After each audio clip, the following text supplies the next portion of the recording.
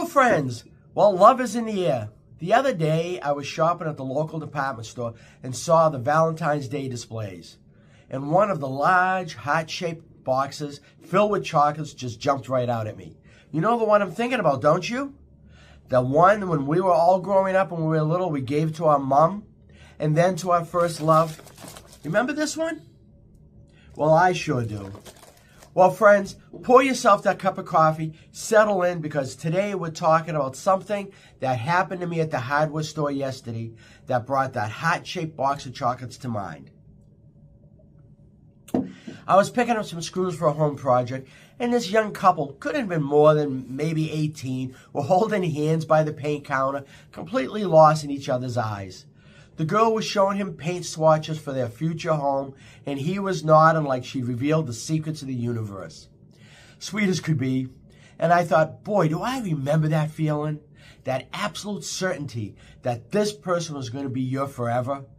Which got me wondering, where's my high school sweetheart now? Her name was Kathy. Beautiful hair, big eyes, and the prettiest laughter in our whole school. We were 16, and I was convinced, absolutely convinced, that we'd graduate, get married, and live happily ever after. We had our whole life planned out. The kids' names picked, the little house we buy on the other side of town. We decided that this was going to be our future. We dated for 2 years. 2 years in teenage time, that's like a lifetime. We even went to prom together. Then college happened, different schools, different dreams, different people. We promised to stay together, of course. We wrote letters for about 3 months, and then the letters grew shorter. The phone calls, well, they became less frequent, and one day, they just didn't have anything else to say. That was 1976, and I haven't seen Kathy in 50 years. But here's the thing. We all have a Kathy, don't we? Maybe yours was a Jennifer, or a Michael, or a Patricia. That first person who made your heart race, who you thought you couldn't live without, who taught you what it felt like to live and love someone so much it actually hurt. And now, all these years later, we wonder, where'd they end up? Did they marry their college sweetheart? Did they have kids they dreamed about? Are they grandparents now telling their own stories about first love?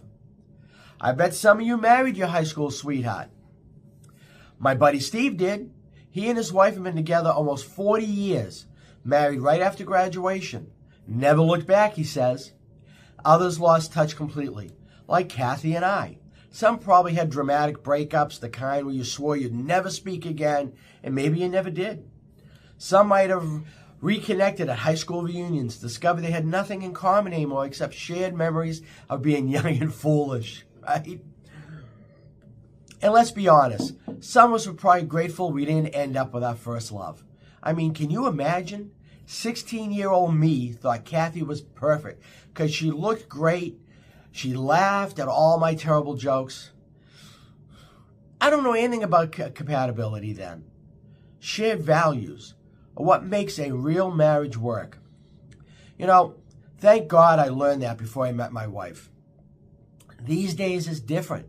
My grandson can Google his ex-girlfriend, Facebook, Instagram, LinkedIn. You can find anybody in 30 seconds.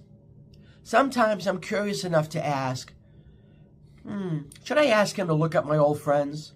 Do you want me to look her up, Grandpa? He asked me one Christmas. No, I said quickly. No, I don't think so.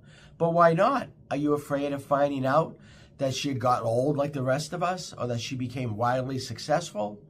Some of my friends have reconnected with their loved ones on Facebook. My neighbor Bob found his high school girlfriend last year. She was divorced, Bob was still married, but he had coffee and talked about the old days, and he told me seemingly somehow lighter afterwards. I wanted to ask him, what did you expect to find? The girl who made you feel special at 17? Or a 70-year-old woman who has her own stories of disappointment and wisdoms? Well, here's what I learned about my first love. It's not really about the other person at all. It's about discovering your own capacity to feel that deeply, that completely. Kathy didn't teach me what it felt like to love someone. She taught me that I could love someone. But relationships since then, including my marriage to my wife, who's probably listeners as a roll in her eyes, was built on that foundation. The first terrifying, wonderful leap into a loving another person.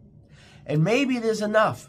Maybe Kathy's meant to stay in 1976, 17 years old forever, laughing at my jokes in the study hall. Maybe some things are more beautiful as memories, and that would be the way it should be instead of reality.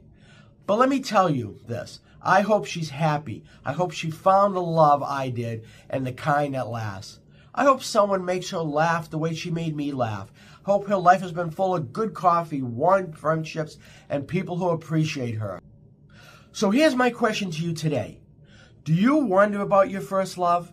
Have you looked them up? Found them? Reached out? Like me, are you content to let them live in your memories? Forever young, forever perfect, forever part of the story of how you learned to love? Please share your comments below. There's no right answer, friends.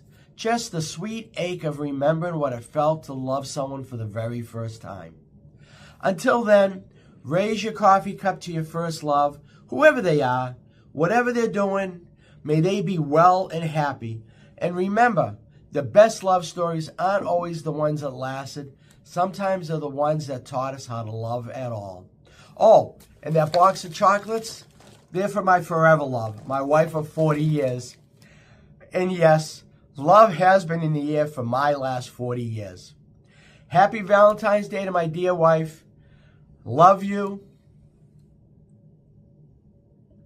And enjoy life. Cheers, folks. The information in today's video is for general education and conversation only. It's not medical, legal, financial, or professional advice. We do our best to research topics using trusted resources, and at times we may use research tools, including artificial intelligence. We always encourage you to verify anything that's important to your personal situation. Some of our episodes may include guests sharing their own experiences or perspectives, which are their own. This video is not sponsored, and we do not endorse or receive compensation for mentioning any company or website other than the home care company that I own.